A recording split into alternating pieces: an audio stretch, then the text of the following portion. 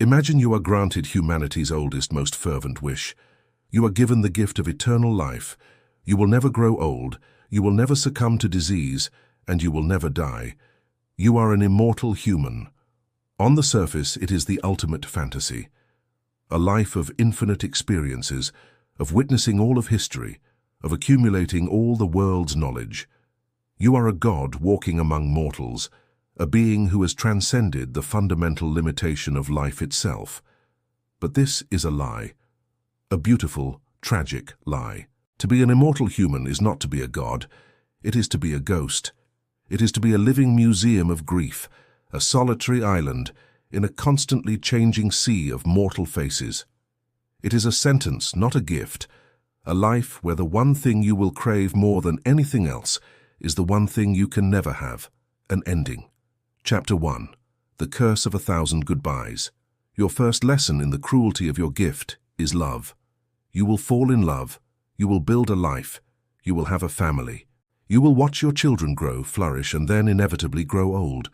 You will hold their wrinkled hands as they take their last breath, your own hand still as smooth as it was the day they were born. Then you will do it again, and again, and again. You become a professional mourner, a serial griever. Every friend you make, every partner you love, is a future ghost. Your heart becomes a graveyard of memories, each tombstone a beloved face that turned to dust while you remained unchanged. The joy of connection is forever tainted by the certainty of loss. Chapter 2.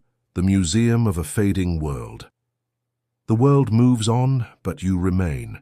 You watch as languages you spoke fluently become dead tongues. You see cultures you loved and understood vanish, replaced by new ones that feel alien and strange. You witness cities you called home rise, fall, and be rebuilt into something unrecognizable. You become a living artifact, a relic from a time that no one else remembers. Your jokes are incomprehensible. Your references are obsolete. Your wisdom is irrelevant. You are a ship whose anchor is lost, drifting in an ocean of time, forever a stranger in a world that was once your home. Chapter 3. The Library of Unbearable Memories. A mortal mind has the mercy of forgetting. Memories soften, details blur, and the sharp edges of pain eventually wear down. But your mind has an infinite capacity. You remember everything with perfect, agonizing clarity. You remember every mistake you ever made. You remember every cruel word you ever said. You remember the face of every person you ever lost, exactly as they were. Your mind is not a library of wisdom. It is a library of every single one of your failures and sorrows, a collection of books you are forced to read over and over for eternity. There is no escape from your own past, because your past is always present. Chapter 4. The Erosion of Meaning. The beauty and meaning of a mortal life are derived in large part from its finitude. We know our time is short, so we strive to create, to love, to experience. A single sunset is beautiful because we know we will not see an infinite number of them. But for you, time is no longer a river. It is a stagnant, infinite ocean. The urgency is gone. What is the point of learning a new skill today when you have 1,000,000 years to do it? What is the value of a single relationship when you will have thousands?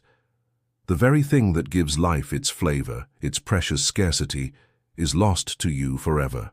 Life becomes an endless series of moments, each one less meaningful than the last.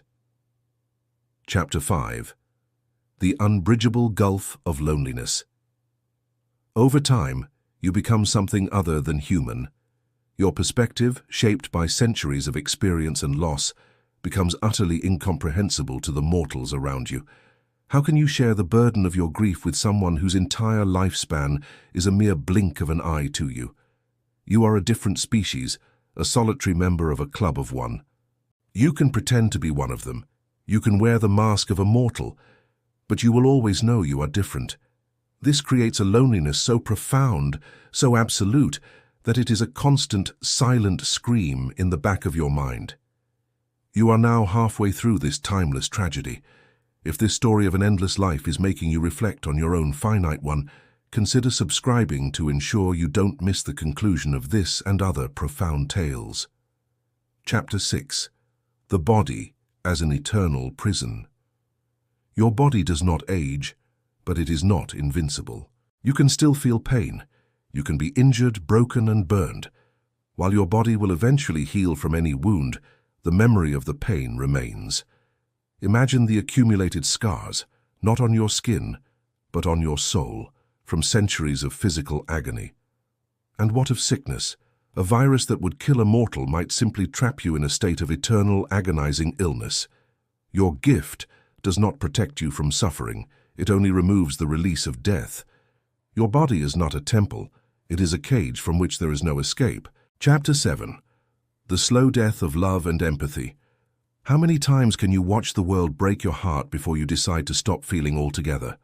To protect yourself from the constant, soul-crushing pain of loss, you may eventually choose to close yourself off. Love becomes a risk too great to take. Empathy becomes a burden too heavy to bear. You might become a detached observer, a cold, calculating being who sees mortal lives as nothing more than the fleeting drama of mayflies. In your quest to survive eternity, you might be forced to sacrifice the very thing that made you human in the first place: your ability to connect. Chapter 8. The monster in the mirror. As the centuries grind on, your own identity begins to fray. You have been so many people, lived so many lives, worn so many masks that you forget who you originally were. Your own name becomes just one of 1,000 aliases. You become a ghost in your own life, a collection of past selves with no coherent core. Or worse, to keep yourself sane in a world of fleeting mortals, you may have to become a manipulator, a user, a creature that sees others not as people, but as temporary distractions. The greatest monster you will ever face is the one you might become. Chapter 9. The spectator at the end of the world. Your curse is not limited to the human scale. Your curse is cosmic. You will outlive not just people, but civilizations, species, and eventually, the planet itself. You will be forced to watch as the continents shift, the oceans boil away, and the sun itself begins to die, swelling into a red giant that will consume the earth. You will be the last spectator at the end of the world, a solitary consciousness floating in the void, remembering a small blue planet that was once your home. This is the ultimate loneliness, to be the sole mourner for an entire world. Chapter 10. The absence of an exit.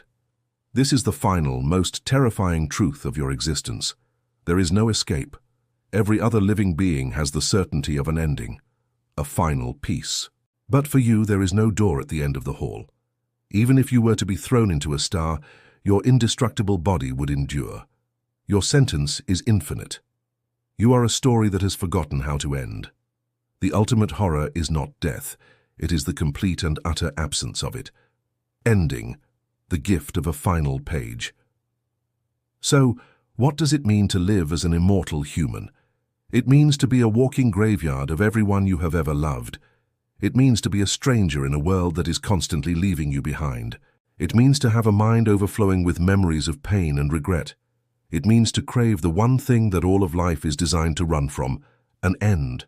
Perhaps that is why to live this way is the worst of fates.